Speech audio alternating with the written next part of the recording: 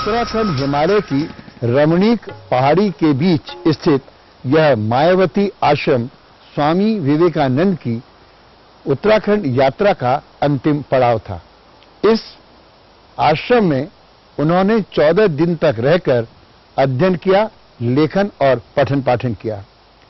इस आश्रम की स्थापना उनके एक विदेशी शिष्य कैप्टन सेवियर ने की थी और यह भी एक अजीब विडंबना ही कही जाएगी कि कैप्टन सेवियर की मृत्यु के बाद 1901 में स्वामी विवेकानंद का यहां आना हुआ।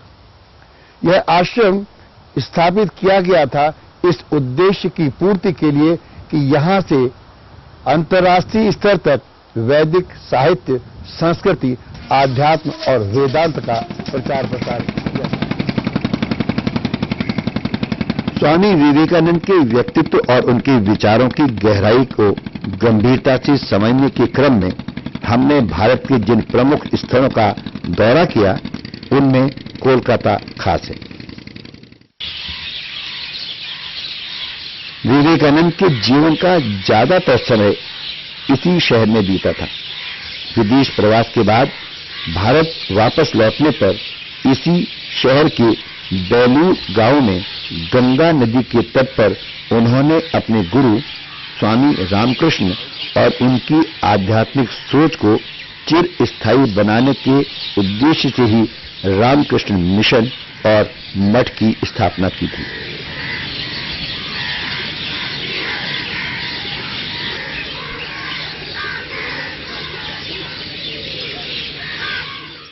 स्वामी जी का काफी मिस्टिक एक्सपीरियंस हुआ इसका बारे में, और उसके बाद स्वामी जी ने कहा, जो मैं कन्विंस्ड हूं, जो हमारे गुरु महाराज श्री रामकृष्ण परमहंस देव बेलूर मठ में प्रतिष्ठित हुआ। राजा जी ने बेलूर मठ के लिए भी कुछ आर्थिक सहयोग किए थे, तो सभी ओर से राजा अजीत सिंह जी स्वामी जी का जैसे शिष्य भी थे और मित्र भी थे, और सभी ओर से उनका जो पूरा सहयोग भी करते थे। इसी मठ में उन्होंने अपने जीवन के अंतिम समय बिताए थे और अंत में यही महासमाधि भी ली थी। गंगा नदी के इस पार इसी जगह स्वामी विवेकानंद ने अपने गुरु रामकृष्ण परमहंस की याद में बेलूर मठ की स्थापना की थी। यह वही जगह है जहां बाद में स्वामी विवेकानंद ने महासमाधि भी ली थी, और इस नदी के उस पार दक्षिणेश्वर में रामकृष्ण परमहंस ने ही स्वामी विवेकानंद को दीक्षा दी थी। स्वामी जी जब भारत पहुंचे अपनी पाश्चात्य यात्रा के बाद, उनकी जो विजय यात्रा है मान लीजिए, वो पहले पहुंचे कोलंबो, फिर कोलंबो से रामेश्वरम आए। वो थी 26 जनवरी 1897। 1 मई 1897 को विशुद्ध आध्यात्मिक और मानवतावादी सिद्धांतों के प्रतिपादन के लिए रामकृष्ण मिशन का विधिवत गठन किया गया था। 1897 से लेकर 4 जुलाई 1902 तक अपने महानिर्वाण की अवधि के दौरान स्वामी विवेकानंद का भारत भ्रमण जारी रहा। इसी संदर्भ में उनकी कोलंबो से अल्मोड़ा तक की यात्रा काफी महत्वपूर्ण मानी जाती है। 5 बड़ी यात्राएं उत्तराखंड की इतनी बड़ी यात्राएं उन्होंने, इतनी संख्या में इतनी अधिक यात्राएं किसी और क्षेत्र की नहीं की। ये 5 यात्राओं में से पहली यात्रा उनकी हरिद्वार ऋषिकेश होते हुए टिहरी की हुई, और टिहरी में उन्होंने गए वो, लेकिन टिहरी में दुर्भाग्य से वो बीमार हो गए, और उनका जो टिहरी से आगे जाने, एक तरीके से जो तिब्बत के बॉर्डर तक जाने का उनका इरादा था, गंगोत्री तक जाने का इरादा था, उसमें वो फेल हो गए।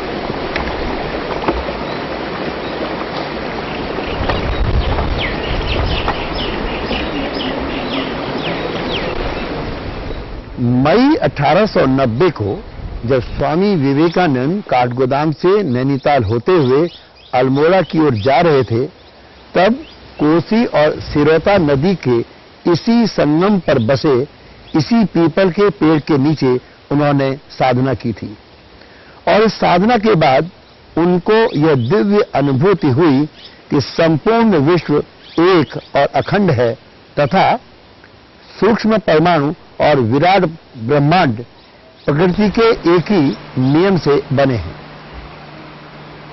1890 में जब, क्योंकि काठगोदाम तक तो वो ट्रेन में आए, उसके बाद पैदल, उस समय तो और कोई साधन नहीं था, तो काकड़ी घाट में एक शिव मंदिर है, तब भी था, आज भी है।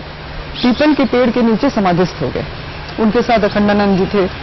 तो अखंडानंद जी लिखते हैं कि विवेकानंद जो थे तब तो नरेंद्रनाथ के नाम से ही जाने जाते थे, नरेंद्रनाथ समाधिस्थ हो गए और कई मुहूर्त उनका ऐसे ही शांत उसमें बीत गया। जब उनको संज्ञान हुआ तो अखंडानंद जी पूछा क्या हुआ?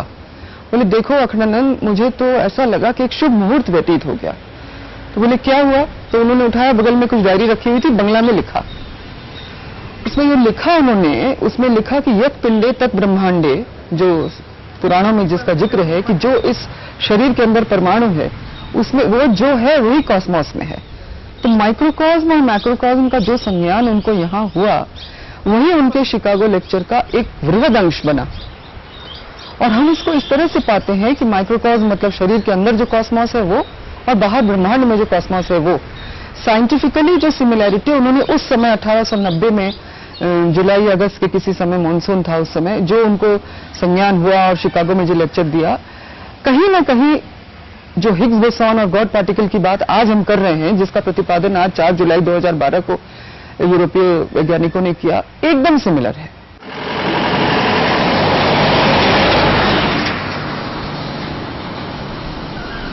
(1890) में जो स्वामी जी पहली बार, जब नरेंद्र थे, स्वामी विवेकानंद नहीं थे, और वो पहली बार जब अल्मोड़ा आए, तो जब वो गर्मी के दिन में जब काठगोदाम से अल्मोड़ा की तरफ निकल रहे थे, जब नजदीक अल्मोड़ा के नजदीक पहुंचे तो इस जगह पर स्वामी जी गर्मी के मारे उनको प्यास लगी और थोड़ा वो फेंट हो गए। तो उसी बीच में उनके जो गुरु भाई थे वो पानी की तलाश में गए। तो यहीं पर एक मुस्लिम कब्रिस्तान में काम करने वाला एक व्यक्ति वो आया, उसने देखा कि स्वामी जी यहाँ पर बेहोश पड़े हैं, तो उन्होंने पानी का चीटा दिया। तो स्वामी जी ने उससे कहा मेरे को पानी की प्यास लग रही है। तो उसने कहा सर आप तो हिंदू हैं, मैं मुसलमान फकीर मतलब मजदूर आदमी हूँ, मैं बता आपको पानी कैसे दे सकता हूँ। स्वामी ने कहा भाई मैं जात पात नहीं मानता, आप मुझे कहा आप मानो ना मानो लेकिन मैं मानता हूँ। तो अपने खेत से एक हीरा, बंगाली में सोसा कहते हैं उसको, वो लाया। जब वो 1897 में यूरोप से लौट कर आए और एक भारी जन समागम अल्मोड़ा में खड़ा था उनको वेलकम करने के लिए, तो उस मुसलमान फकीर को, जुल्फिकार अली साहब को, वो वहीं से पहचान गए दूर से। वो पीछे खड़े थे जुल्फिकार अली, तो बोले इतने दूर क्यों खड़े हो भाई साहब? और उसको निकाल के लाए, गले से लगाया, डायस पे ले आए और वहां पर जितनी जनता खड़ी थी सबसे परिचय कराया कि 1890 में इस व्यक्ति ने मेरी जान बचाई थी। ऐसे व्यक्ति को जिन्होंने पहली यात्रा में उनको पानी और ककड़ी दी थी, उस व्यक्ति के साथ उनका उस व्यक्ति को उन्होंने 7 साल बाद बहुत अच्छी तरीके से अपनी अल्मोड़ी की दूसरी यात्रा में, उत्तराखंड की तीसरी यात्रा में पहचान लिया। पहाड़ों से अपने खास लगाव के कारण स्वामी विवेकानंद ने हिमालय उत्तराखंड की अपनी यात्राओं को खास बना दिया था। 1897 में स्वामी जी अल्मोड़ा से घुड़सवारी करके देवलदार चले जाते। He was very practical man. कई लोग ताजुब करते थे, ये साधु बड़ा गजब का है ये। अमेरिका से लौटने के बाद अमेरिका के प्रेस में उनकी बड़ी आलोचना भी हुई, जैसा होता है जनरली, क्योंकि वो एक भारतीय थे और वो एक अमेरिका का में वो इतना विश्व विजय करके लौटे थे। तो उनके लौटने के बाद बड़ी आलोचना हुई। तो यहाँ से बैठ के, देवलदार में बैठ के जो पत्र वो लिखते थे वो सीधे अमेरिका वो प्रेषित कर देते थे।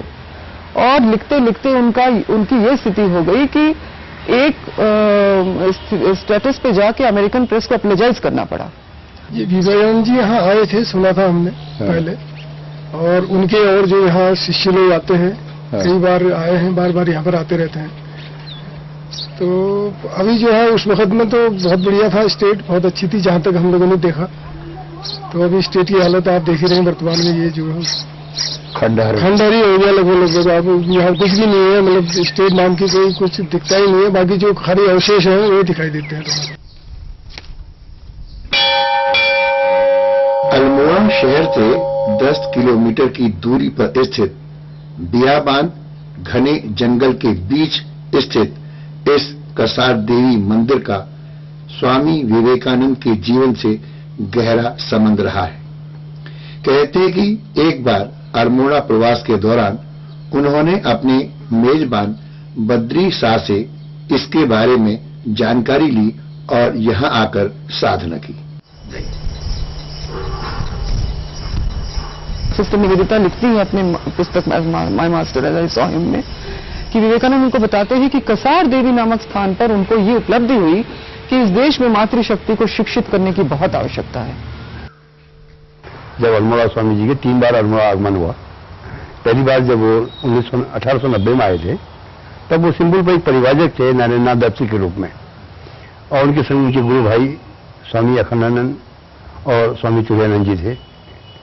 तो वो लोग जब अल्मोड़ा आए तो उस समय अल्मोड़ा के एक लोकल बासिंदे लाला बद्री शाह ठुलवरिया हुआ करते थे, जिनकी अतिथि के रूप में स्वामी जी पहली बार जब अल्मोड़ा आए तो उन्हीं के घर जा रहे थे। कसार देवी अल्मोड़ा से करीब 7 किलोमीटर दूरी पर है। ये अल्मोड़ा शहर ऐसा है, बहुत पुराना शहर है, इसके चारों तरफ देवियां स्थापित हैं, उनमें कसार देवी भी मुख्य है। तो स्वामी जी उसी रास्ते में, चूंकि वहां आपके पाताल देवी उनके गुरु भाई स्वामी अखंडानंद रह रहे थे और वहां जाते थे, वहीं से वो कसार देवी जब चले गए। कसार देवी गए तो वहां उनको बहुत सुंदर वातावरण लगा, वहां उनका ध्यान लग गया।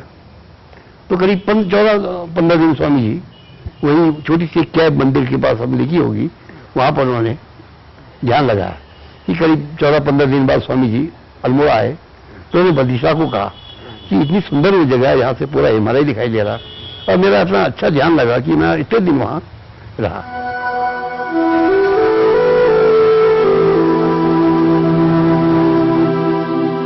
उत्तराखंड के अल्मोड़ा, देहरादून, ऋषिकेश, कनकल समेत अनेक स्थानों में स्थापित रामकृष्ण मिशन इसकी जीती जागती मिसाल है। 1890 में उनका उत्तराखंड आगमन हुआ। उस समय उनको कोई जानता नहीं था और वो रेल से काठगोदाम आए और काठगोदाम से वो नैनीताल आए, और ये उनकी नैनीताल की अकेली पहली और अंतिम यात्रा थी। नैनीताल में भी शारदा मिशन के नाम से पंगोट में एक ऐसा आश्रम स्थापित है जहां स्वामी विवेकानंद के विचारों को अभिव्यक्ति दी गई। स्वामी विवेकानंद एक ऐसे योगी, सन्यासी और देशभक्त भारतीय थे जो कर्म में विश्वास रखते थे और मानवता की सेवा उनके लिए सर्वोपरि थी। मैं देख रहा हूं कि एक नया रेवोल्यूशन आ रहा है, शुरुआत हो चुका है स्वामी जी के नाम। A new revolution has been started in the name of Swami Vivekananda. यही देश कितनी गलतियां किया। The greatest blunder he did was in not accepting Vivekananda fully.